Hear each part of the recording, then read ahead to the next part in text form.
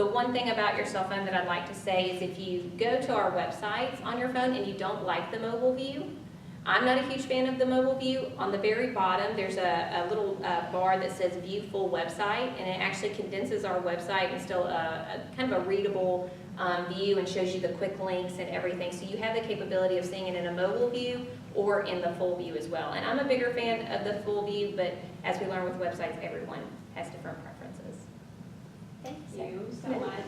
I feel a little badly because I had initially wanted to make sure you got more feedback. Will you just give them your, I mean, if it's okay, Yeah, your absolutely. email address, if you had questions, Yes. feedback, the And other please thing. do. If you guys hear anything in the community, please let us know, because again, these websites are for each of you, so we want to make them as user-friendly as possible. I do want to applaud you and Ms. Smith because these are beautiful spaces. I don't know if other people feel, I feel like they more accurately describe the spirit, the content of what our schools are doing on a day-to-day basis. So I've clicked through some. I look forward to seeing more, but we really appreciate your hard work. Thank you. Also, in your counsel and Ms. Smith to the PTO on how to make everything and all information more accessible to parents. So if you don't mind giving them Yes. your. It's M. Wilson, and then the rest of it, that at homewood.k12.al.us. And And you we'll guys can be reach out to me. compiling the feedback also. I left some little notes, and if you need an additional one of these, I know some people like to just kind of give either anonymous or written, but we will collect this information. If you could let us know here, is there any communications feedback, either that's website specific, that's specific to our meetings, and also that could I at least question, if you don't mind reflecting a little bit on that. And then at the end, we'll take some just general meeting evaluations. So I know that you have a report to attend to, so thank you. I appreciate your time. Thank you for letting me come, guys. I appreciate it. So I also want to make sure we give enough time. We do have a lot of announcements, but I did invite Dr. Barnes to talk in general about some safety practices at the high school. I don't know, in the New Yorker, it was, I think I brought it. It was chilling. There was an article, and you can look it up. There's an article that pretty much summarizes and gives these pictures. They're beautiful portraits, but of students that have been affected by gun violence. So safety is something that our schools, we take very seriously. We've been lucky in that we have some very stringent safety practices and preventative things, also mental health services that really help and take a proactive stance.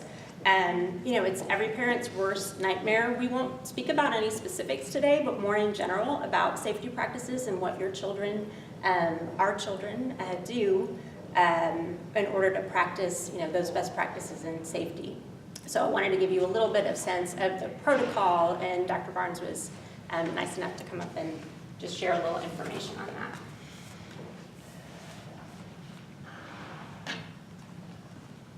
I'll start with something far more pleasant than talking about safety. I'm at high school, and I see Caroline every day because I'm in my afternoon carpool spot, and when you have that responsibility, you get to see all kind of facial expressions in the afternoon, some that are not so pleasant, and you know, some that involve hand gestures and a variety of other things. But every day, without fail, Caroline either waves or has this gigantic smile on her face as she comes through carpool. And it's not that big a thing, but it's actually very nice and very much appreciated. So thank you for smiling every day. I appreciate that more than you know. With regards to what Allie asked me to talk about, safety, obviously we had a situation a couple of weeks ago that required us to go into a lockdown procedure. And although we never looked to do something like that, nor do we desire to do it, we feel like we are fully prepared to do it if we have to.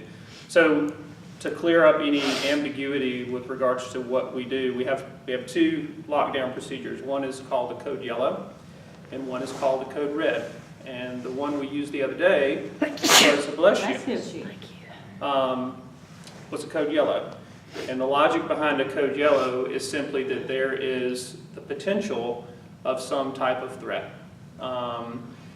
Those can be used when we get a phone call from Homewood PD that says there's an individual who's walking on the Greenway and they're suspicious.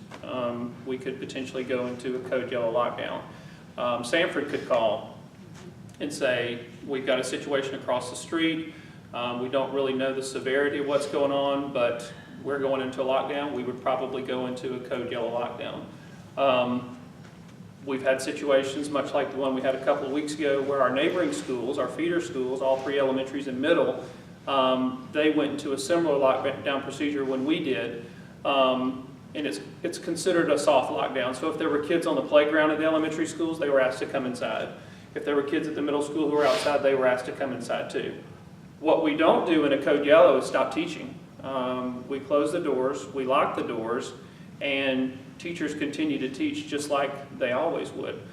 We don't allow kids to leave. We don't allow kids to go to the bathroom. And until the code yellow is removed, we stay in that environment. Code red would be something totally different, vastly different, where there is an imminent threat, meaning the likely scenario is that something has already happened. Either someone has been hurt, or we have found a weapon on our campus, or someone is in direct possession of a weapon actually on our campus. And when we go into a code red lockdown procedure, at that point, for all intents and purposes, although we are initiating the lockdown, we are deferring to law enforcement at that particular point because they are taking over the situation, because there's a safety concern, and most importantly, there's safety concern for your children at that particular point. Teachers are trained to not only lock their doors, but to barricade their doors. They're also trained to get away from windows and get to the farthest point away from a window and a door in their classroom. And until someone comes in who is either law enforcement or one of us, they are not to unlock the door. They're to remain in that particular setting until told otherwise. Now, as a teacher, that's a very tenuous situation to be in, because you know that something is going on, and when we have a code situation and it's not a planned code situation, as in a drill that we do, teachers want to know what's going on. The difficulty is every kid at Homewood High School, I feel pretty comfortable saying this, has some type of communicative device. So they're all texting and talking to each other via social media about what may or may not be happening. Teachers are hearing from them what may or may not be happening, which creates tension. So the teachers are left with a very awkward situation. Do I say, put your cell phones up and don't use them at all? Or do I allow them to do it, but do it in a controlled way? That's a difficult question, because parents too want to know what's going on. So they are actively texting their children, trying to find out what's going on, as I probably would with mine once they get to the age where they use a cell phone. So that dynamic is happening concurrently with whatever is happening outside the classroom, which makes for a challenging situation. And they have very vivid imaginations. They have very vivid imaginations. And so do adults. Yeah, I was going to say, ask you some parents. They weave very interesting stories. We are tasked as administrators, first and foremost, to make sure that we have an environment that is safe where your children can learn. I have worked in schools before, in other locations, where those environments were not particularly safe. And it's very hard for a child to go into an AP physics class and sit down and try to concentrate if they don't feel safe. I have never felt unsafe in Homewood. Quite the contrary.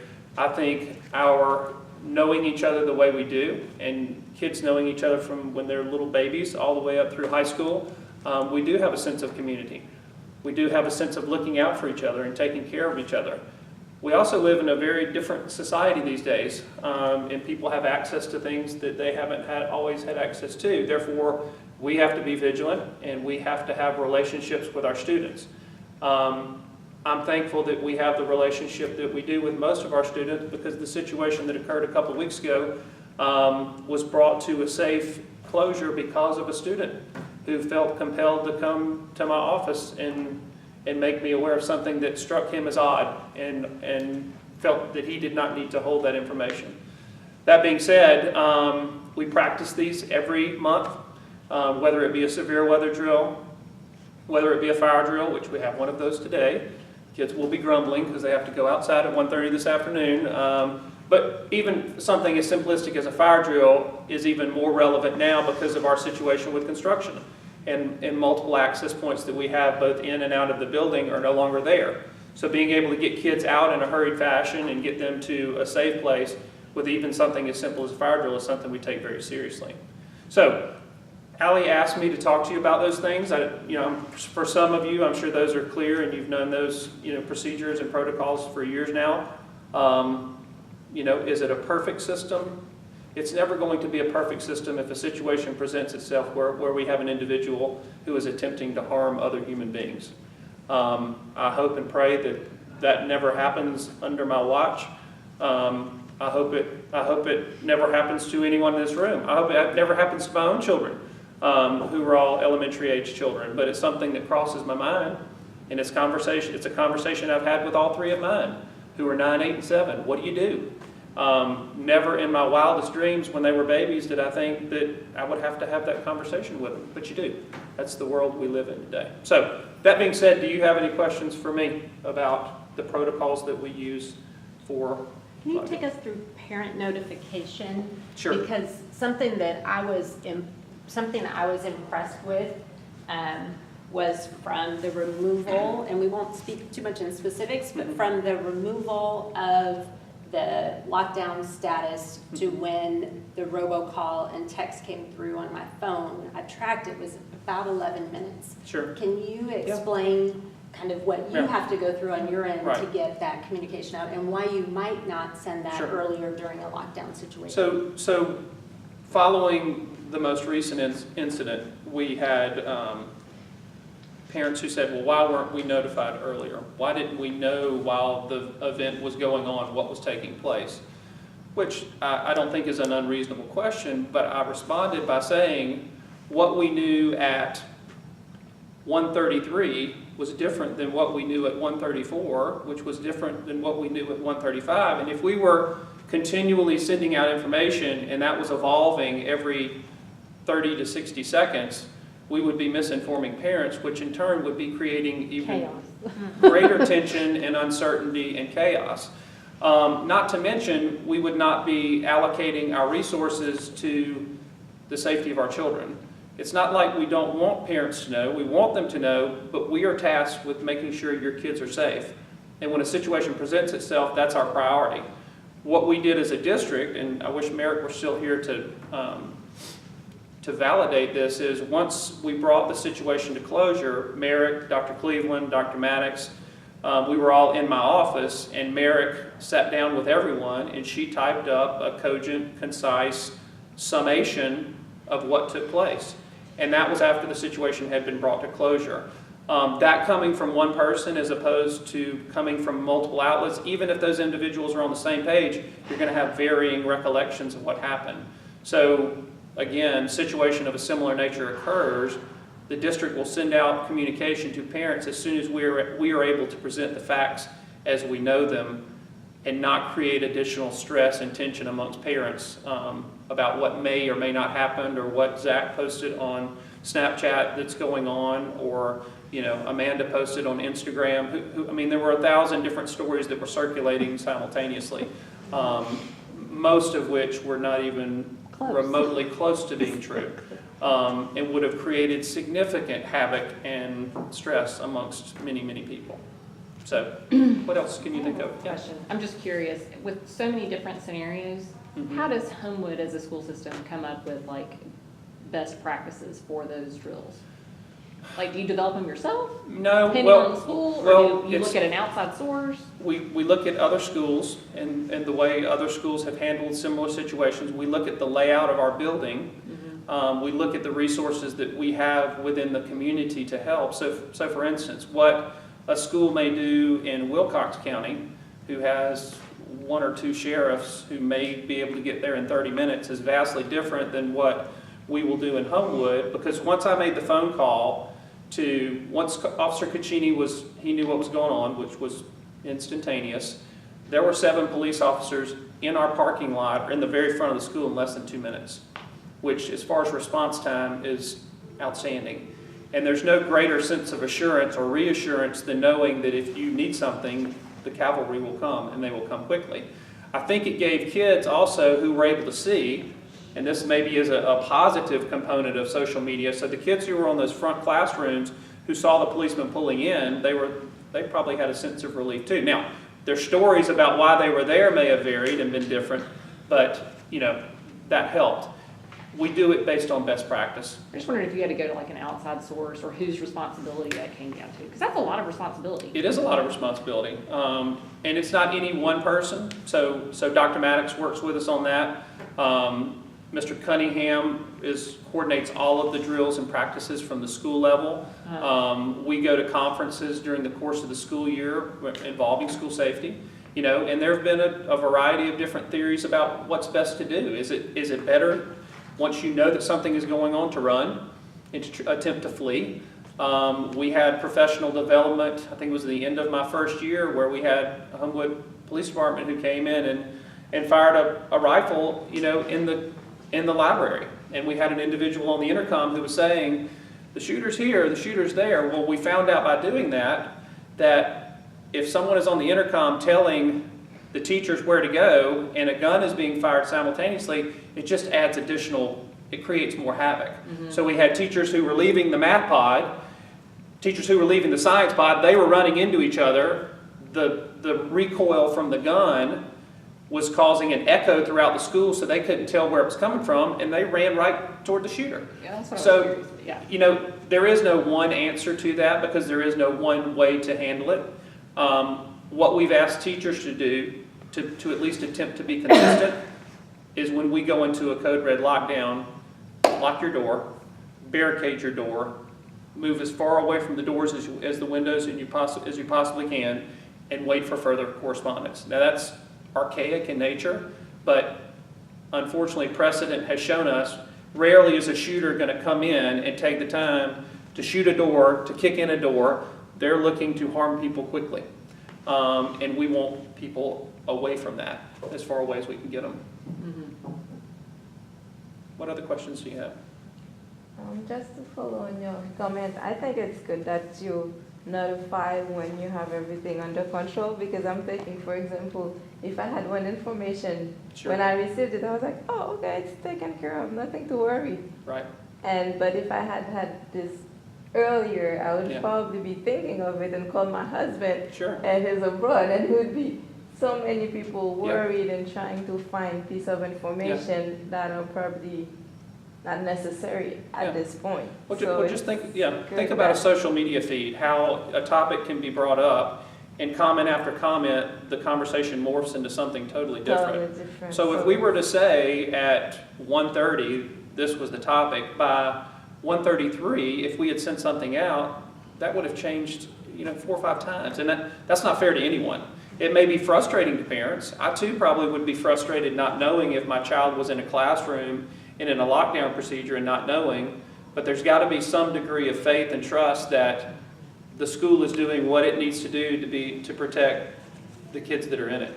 And once things are safe and we know exactly what's going on, we aren't going to hoard that information or hold it. We're going to share it with whomever and tell the story of what actually happened, while also, maintaining the anonymity of those individuals involved.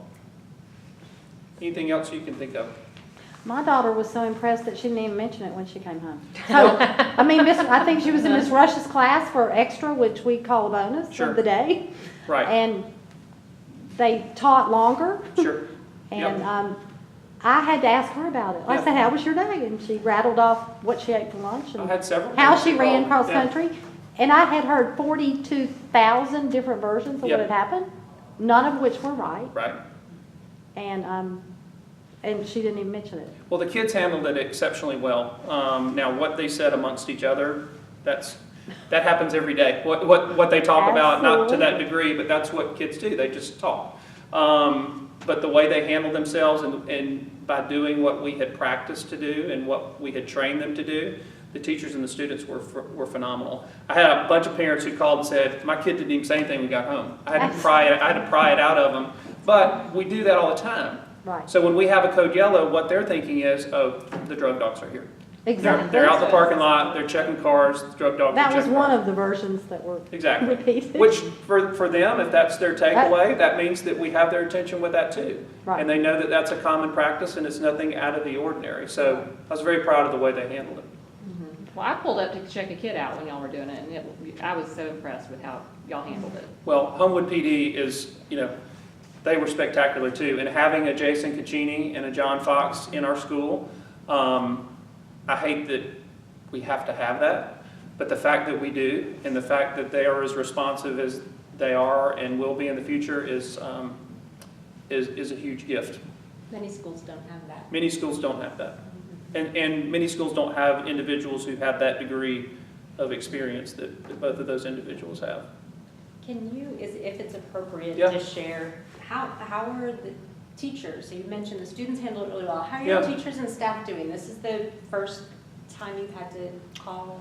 Yeah. Maybe, I could be wrong, Yeah, but well, just since I've as- been there, As much as you feel. we had that afternoon, because of what happened, I pulled them all into the Bailey and said, had a call faculty meeting, say, this is what happened, this is why we did what we did, explain to them why decisions were made, why we went into a code yellow, why we came out of the code yellow, why we decided to come out of it when we did, and they were great.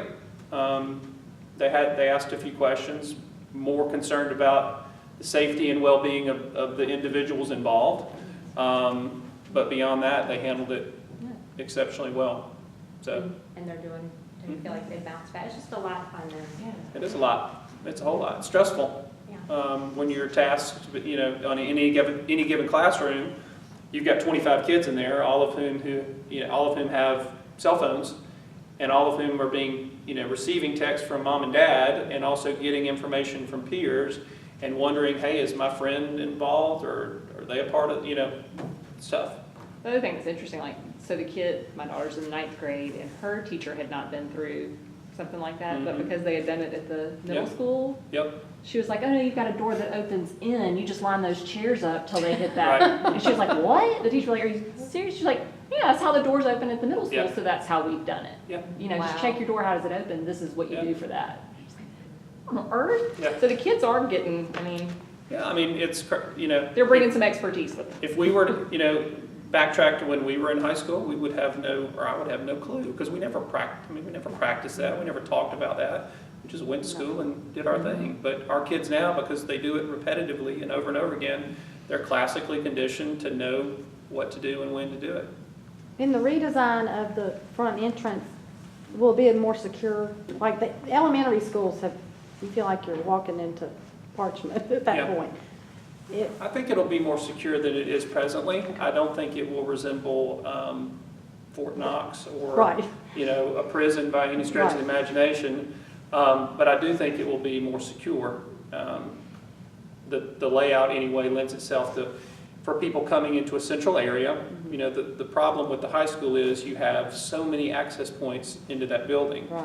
And it only takes one door being propped open with something for someone to be able to. So during the course of the day, Caccini and Fox are literally roaming that building constantly looking for. Telling those coaches you can't leave a rock in the door. Telling coaches, telling kids, telling parents who, are just showing up to bring their kid Water lunch. bottles. Or water bottles or Right. tennis shoes or who knows what. Right. You can't come in this entrance at this particular point of the day. Right. Because if they see a kid and they flag them down, They open it. the kid's gonna open the door for them because they're like, hey, there's Miss So-and-so. yeah, Miss So-and-so, my neighbor. And they open the door and the floodgates open, so. Well, if you have additional questions, please also put them in the card and we will put those together for you. Thanks so much. Yeah, you're very welcome. For talking to us. So we're a couple minutes past time, but we know we do have some important announcements. Do I have people's permission to go just a couple more minutes? I apologize. I'm really working hard to get folks in and out, but I felt like the conversation was very important and I know people have questions.